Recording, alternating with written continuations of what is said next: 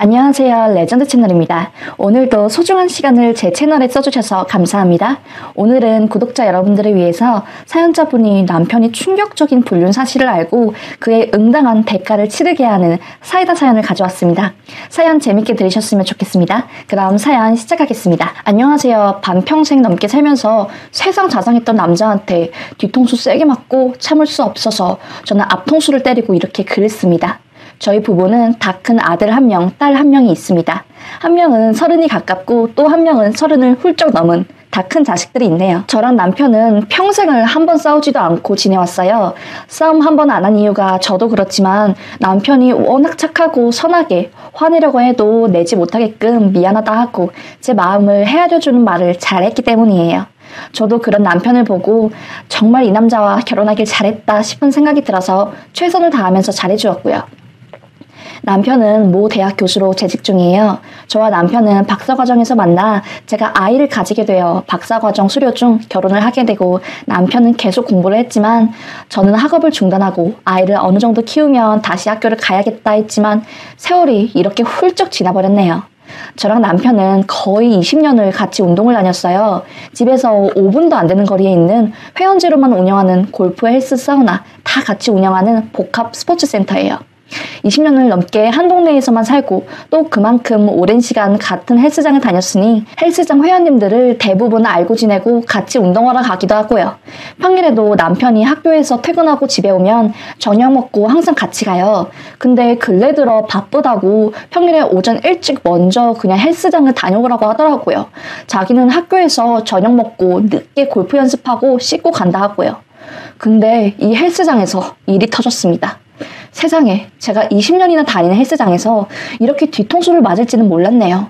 그 이야기를 듣고 얼마나 열이 받아서 피가 거꾸로 솟는 느낌을 생생하게 느꼈어요. 채점해야 할 때나 석박사 과정 학생들 지도하면 늦게 헬스장 들려서 운동하고 그런 적이 많으니 전 매번 그때마다 운동을 오전에 가고는 했죠. 그래서 전혀 어떠한 의심도 없이 헬스장에 갔습니다. 운동을 하고 씻고 나오는데 헬스장 최 과장님이 저를 부르시는 겁니다. 제가 오래 다닌 회원님이니까 과장님이 뭐 스포츠 양말이나 챙겨주시려나 보다 하고 별 의심 없이 과장님한테 갔더니 평소랑 다르게 굉장히 진지하고 어두운 표정으로 저한테 조용한 곳에서 이야기 좀 하자고 하더라고요. 회원님들 보는 눈이 많으니까 안쪽 상담실에서 이야기하자고요. 저도 덩달아 무슨 일이 있나 별 생각이 들더라고요. 그렇게 자리에 앉으니 여태까지 자기가 말을 안 드렸는데 헬스장 데스크에 있는 여자 알바생들한테 제 남편이 그렇게 대시를 많이 했다고 합니다. 듣자마자 심장이 정말 쿵 하고 떨어지는 줄 알았습니다. 아니, 떨어졌어요. 그 이후로 무슨 말도 못하고 엉안히 앉아서 최 과장님 말만 계속 들었네요. 한두 번이 아니고 몇 년 전부터 남편분이 신발장 키랑 헬스장 키를 교환할 때 알바생들 손을 확 잡고 심하게 터치한다거나 그런 일이 많았대요. 그것 때문에 알바들이랑 직원들만 교류할 수 있는 블랙리스트에 남편 이름이 올라가 있고 언제 어떤 일이 있었는지 적혀있는 장부도 있었대요. 근데 충격은 여기서 그치지 않았습니다. 여기까지면 제가 정말 어떻게든 애들 얼굴 보고 용서할 수 있었어요. 근데 몇 번 그 여자 알바생들이랑 따로 만남을 했다고 하더라고요. 이제 과장님은 밖에서 그 여아 알바생들과 밥을 먹는 것까지는 본인이 아는데 그 이후에 어떤 일을 한지는 본인도 모른다고 하더라고요. 자기도 여자 알바생이 갑자기 그만두고 그 후에 소문으로 다른 회원님들이 밖에서 알바생과 제 남편이 밥을 먹었다라고 해서 알게 된 거라고 하더라고요. 그래요. 여기까지는 그렇다고 쳐요. 근데 이번에 큰 사건이 하나 터졌다고 합니다. 최근에 들어온 데스크 학생이 있는데 그 여학생한테 남편이 또 대시를 했나 봅니다. 노골적으로 만나고 싶다고 이야기한 게 아니라 제가 오전에 운동하고 오후 밤늦게 혼자 그 여아 알바생이 오는 시간에 가서 몇 번 말을 섞고 굉장히 젠틀하고 친절하게 밥 먹었냐고 챙겨주고 진로를 물어보고 진로관에서 자기가 교수니까 이것저것 도움을 준다고 번호를 받아갔다고 합니다. 그러고서는 그 여학생한테 문자가 왔다고 합니다. 사실은 본인이 멘토로서 너를 이끌어주고 싶었는데 그거보다는 너를 여자로서 생각하는 마음이 점점 더 커져갔다. 나는 집에 가면 너랑 데이트하고 싶고 잠깐 너 일 끝나는 시간 맞춰서 맛있는 밥 사주고 싶고 그렇게 알콩달콩하게 만나보고 싶다고 문자가 왔다고 합니다. 그 여학생이 캡처한 것을 최 과장님이 저한테 그대로 보여주더라고요. 근데 그 여학생이 단단히 화가 난 겁니다. 멘토다 뭐 좋은 일자리 알아봐준다 해놓고서는 자기 번호 가져가서 그따구로 문자를 보냈다고 해서 경찰에 신고하려고 갔는데 이것만으로는 처벌할 수 없다고 해서 예전에 일하던 언니한테 말해서 언니한테 손잡고 이런 것들을 성추행으로 고소하려고 소장까지 싹 다 작성하고 준비 중이라고 하더라고요. 그렇게 충격을 받고 바로 집으로 왔습니다. 얼마나 쪽팔린지 몰랐어요. 정말 당장이라도 이혼하고 싶었는데 이것만으로 이혼하기에는 무리일 것 같았어요. 어떻게든 더 증거를 찾아야 할 텐데 보통 다들 남편 이메일이나 핸드폰을 뒤지시는데 남편이 워낙 중요한 자료가 많다고 하여 핸드폰이나 본인 물건들에는 손에도 못 대게 합니다. 머리가 깨질 것 같아서 한숨 자고 제 핸드폰으로 관련 자료들을 찾아보고 법조계 관련 친인척 분들에게 남 이야기인 척하고 증거 수집하는 법, 진행해야 하는 절차들을 파악하고 있다가 뭐 자료가 없나 하고 제 핸드폰 문자 메시지를 뒤졌는데 차단 메시지함? 같은 곳에 MMS 문자가 와 있는 겁니다. 저는 차단 메시지함이 있는지도 몰라서 내가 누구 번호를 차단했을 리도 없는데 왜 문자가 여기에 들어가 있지? 하고 문자함을 들어갔는데 정말 쇼킹하더라고요. 남편 학교에 제자라고 하는 한 여학생의 남자친구가 저한테 문자를 보냈더라고요.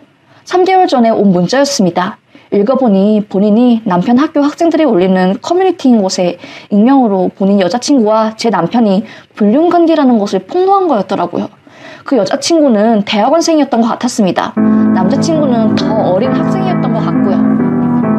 문자에는 자기 여자친구랑 제 남편이 바람이 났는데 이 사실을 제 남편한테 말하고 욕하고 뭐라고 하고 공론화를 하려고 해도 자기 힘으로 할 수 있는 게 없고 해서 아는 조교분을 통해 어렵게 연락처를 구해서 문자를 드렸다고 왔더라고요. 본인한테 여자친구가 바람핀 것을 인정한 사실과 같은 학교 주변 학우분들이 평소 제 남편과 그 여학생이 평범한 관계가 아니었다는 것을 말해주는 문자들도 와 있었고요. 전 바로 그 아이에게 전화를 해서 어떻게 된 이야기인지 만나서 이야기 좀 해달라고 했는데 본인이 그때는 정말 열받아서 어떻게 하고 싶은 마음에 그 교수 관련 전화번호에 전부 이 사실을 알렸는데 그 이후로 본인한테 타격이 너무 많이 와서 지쳤다고 만나는 거는 힘들다고 하고 관련 카톡 자료들과 상세한 이야기들은 전화로 알려드리고 나머지는 이메일로 보내준다고 해서 싹 다 받아놨습니다. 지금 생각해보면 차단 메시지에 가입된 것이 남편이 미리 문자를 받고 저한테도 문자가 올까봐 그 학생 번호를 차단해 놓은 것 같더라고요. 그 후에 제가 지문인식 핸드폰으로 바꾸고 차단함에 있는 문자는 못 지웠을 거라고 추측을 합니다. 그렇게 이메일로 자료를 받고 너무 충격이 커서 전화했던 친인척 변호사분께 사실은 제 일이라고 모두 말씀을 드리고 친인척 분들이 관련 자료들을 전부 넘기라고 해서 넘기고 본인 로펌에서 사람을 붙여서 해결해 주시겠다고 같이 하자고 혼자 하면 너무 외로운 싸움이 될 거라고 해서 그렇게 이혼 소송을 준비했습니다. 이혼 소송 준비 과정 중에 저희 집으로 그 여학생이 성추행으로 고소한 소장도 날라왔고요. 전 오전에 집에 있으니까 당연히 그 우편물을 봤고요. 남편이 어떻게 하나 일부러 모른 척 했더니 다음날 우편함에 가보니 소장이 없어졌더라고요. 뭐 뻔하죠. 저 몰래 숨긴 거겠죠.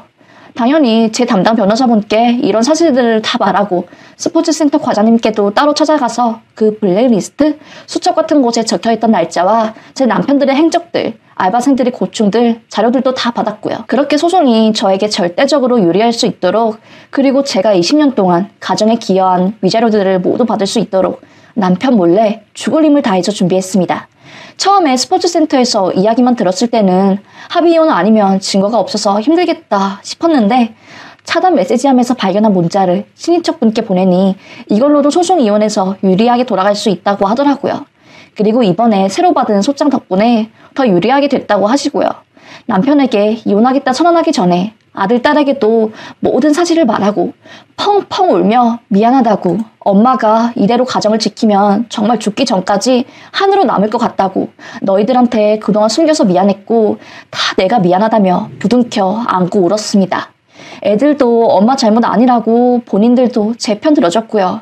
아빠가 혐오스럽고 증오스럽다면서 애들도 저와 마찬가지로 학을 떼고 정말 질색팔색을 하더라고요. 어쩜 그렇게 사람이 이중적일 수 있냐고. 세상 다정한 아빠라 더 충격이 컸겠죠. 저도 그랬으니까요. 한 번을 싸운 적이 없는 사람이 뒤에서는 그런 짓을 하고 다니니요. 그렇게 남편에게 이혼과 불륜을 알았다는 사실을 통보하고 남편에게 집에서 나가라 하고 모든 사실은 하나도 빠짐없이 시댁과 친정이 다 알릴 것이며 다시는 내 눈앞에서 띄지 말라 하고 그렇게 통보를 했네요.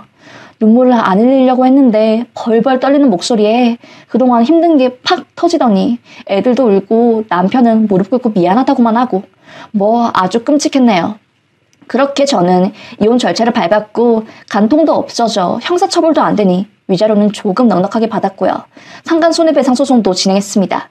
재산 분할은 당연히 불륜으로 인한 이혼이니 저에게 절대적으로 유리하게 진행되었고요. 남편이 나가서 원래 집에서 애들이랑 살고 있는데 나는 가정을 지키려고 박사과정도 포기하고 내 젊은 시절 애들 남편한테 다 바쳤는데 늙고 나니 초라한 나 아무것도 없는 나만 남더라고요. 남편은 그대로 교수 생활을 유지할 생각을 하니 화가 치밀어 올랐습니다. 그래서 여기서 복수를 멈추지 않았죠. 파멸까지 가라는 심정으로 마지막 복수를 시작했습니다. 남편이 불륜으로 인한 이혼 사실과 소송 과정, 그리고 그 불륜 당사자가 학교 학생이고 이뿐만 아니라 평소 행실이 제자들과 비슷한 또래들 상대로 해서는 안 될 짓을 하고 다닌다며 제가 직접 학교에 가서 이 사실을 말하고 집행위원회를 열게 했습니다. 긴급회의가 열렸고 학교 학생들로 구성된 학생회에서는 학생들의 권리와 혹시 모를 2차 피해를 들면서 강력한 처벌을 원했고요. 학교는 제 식구 감싸기인지 정직 3개월을 주더라고요. 본인 제자와 바람이 난 교단에 설 자격이 없는 사람한테 정직 3개월이라니요. 다른 사례들을 찾아보니 대부분 정직 3개월이라 너무 화가 나서 교육부에 재심의 요청을 했습니다. 노골적으로 제 식구 감싸기라고 하면서요. 저는 파면할 것을 요청했죠. 파면이 될 때까지 그냥 끝까지 가려고 합니다. 20년을 살았던 동네에서 남편 때문에 아픈 추억이 있는 20년으로 변하는 것도 화가 나고 주저앉지 않고 정말 파면될 때까지 학생들, 죄 없는 아이들이 도덕성 결여된 자격 없는 교수 밑에서 가르침을 받는 것은 의미가 없다고 생각했고요. 저도 많이 힘들고 이혼이 이렇게 죽을 만큼 힘든 일인지 겪고 나니 정말 뭔가 한 차원을 넘어선 사람이 되는 것 같네요. 초월한 느낌? 여튼 그래도 우리 아이들 보면서 살려고 합니다. 이대로 주저앉으면 안 되겠지요. 저 힘내라고 한마디씩만 해주시면 감사할 것 같습니다. 그럼 여기서 줄이겠습니다. 감사합니다. 라고 전해주셨습니다. 정말 사연을 읽으면서 얼마나 힘들고 가정에 더 충실하고 한없이 착한 사람이라고 생각했던 사람이 뒤에서 그런 짓을 하니 더 충격이 크셨을 것 같아요. 꼭 사연자분이 바람대로 그리고 계획대로 다 이루어지셨으면 좋겠다는 생각이 들고 상처가 쉽게 아물지는 못하겠지만 아물고 새살이 돋아 그땐 그랬지 하며 회상하며 그때 일을 생각할 수 있는 그런 시간이 오기를 간절히 바랍니다. 오늘도 소중한 시간을 내서 레전드 사연을 들어주셔서 감사합니다. 항상 구독자 여러분께 감사하고 다음 사연에서 더 재밌고 레전드 사연으로 찾아뵐 수 있도록 달리겠습니다. 행복하세요. 감사합니다.